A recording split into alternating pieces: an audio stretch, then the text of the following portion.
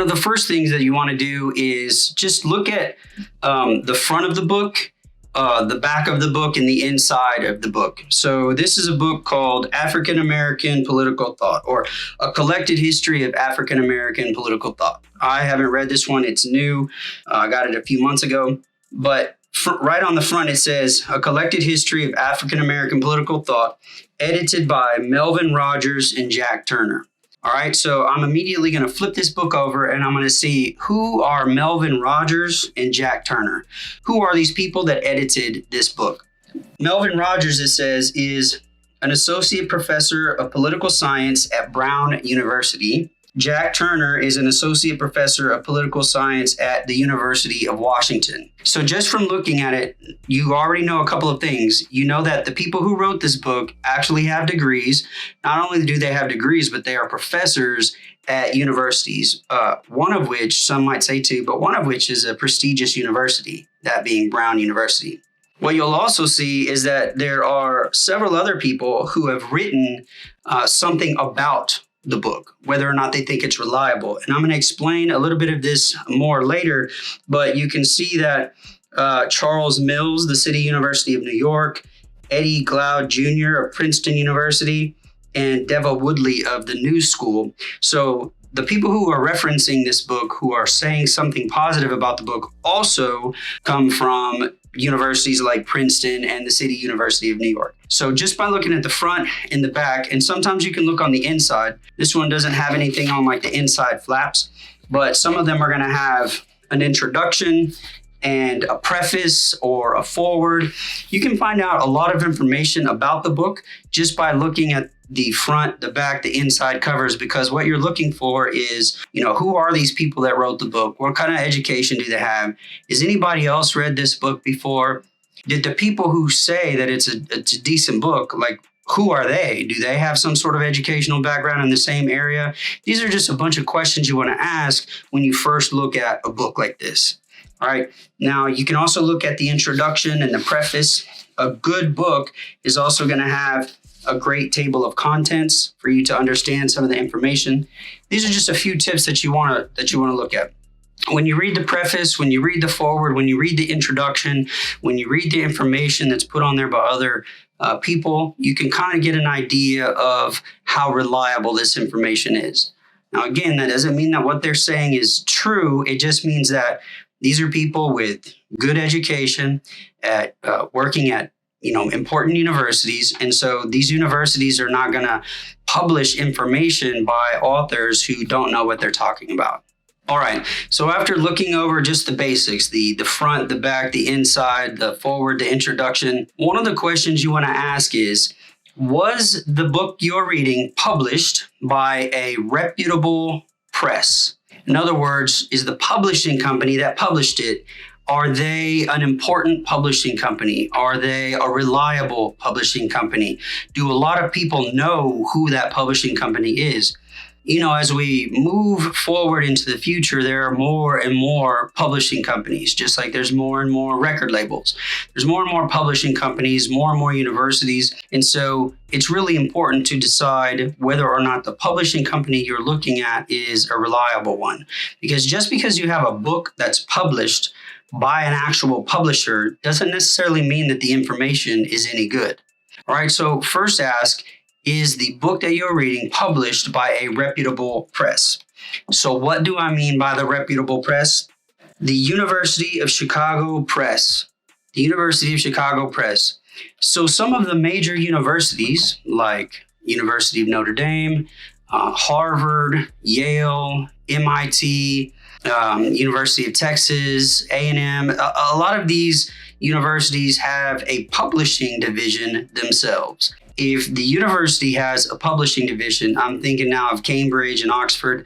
If the university has a publishing division as a part of the university, they're going to publish information that they believe to be credible. They're not going to publish information that is, false, outdated, not well researched, not well done, or poorly put together information, because it's got their university's name on it. So if the University of Chicago published this book, then a lot of time and consideration went into the analysis and editing and evaluation of the information in that book by people at the University of Chicago. So if the book is published by a university press, that's one important indicator that might mean that the information there is great and reliable. Now, of course, it might also be important for you to know, is the university press, is the university publishing house that published it, is that university any good? Because, universities rank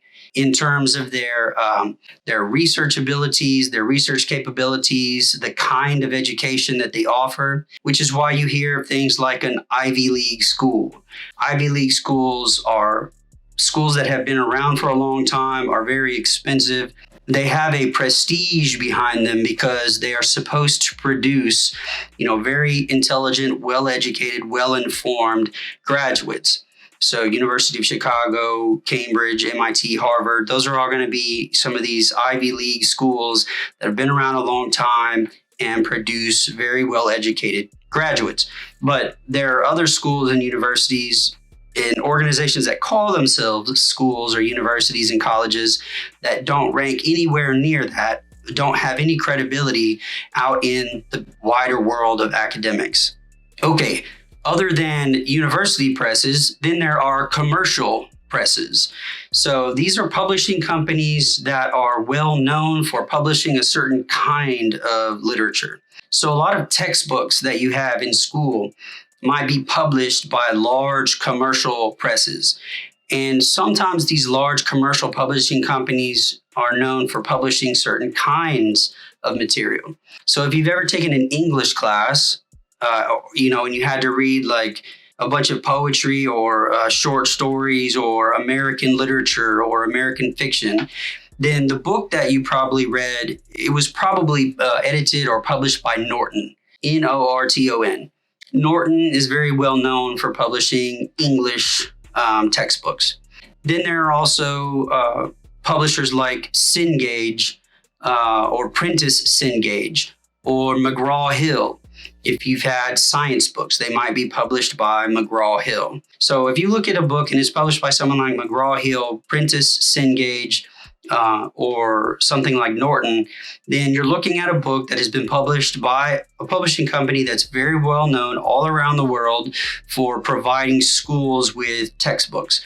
And so that would be another example of a publishing company that you could consider reliable or reputable. Then there are all sorts of publishers that have their own little specialty. So like in the Christian world, if you were to take seminary classes at a Christian school, there's going to be publishers that particular school makes use of because that publisher has a tendency to publish information or academic work that is consistent with the ideas of the school. So in Christian evangelicalism, there are major publishers like Zondervan, Eerdmans, there's Crossway, InterVarsity Press, there's Baker and Baker Academic. So if you're a Christian academic and you're looking at some of these textbooks that you might read in school or whatever, then they're probably going to be published by some of the publishers I just mentioned, Zondervan, Baker, Eerdmans, InterVarsity Press. But you can get even more specific because like in the Christian world, if you're reading a book by Broadman and Holman, or it might say B&H, that is a Baptist publishing company or Southern Baptist company, even more specifically. So if you're looking at a book that's published by Broadman and Holman, then you're probably going to get information that's coming from the perspective of a Southern Baptist academic world. Also, Paternoster. Paternostr is a Catholic publishing company. Prometheus Press. Prometheus Press is like an atheistic or naturalistic publishing press. They publish a lot of atheistic, scientific, skeptical literature. So you'll get to know these things the more and more you read, the more you start paying attention to the publishing companies.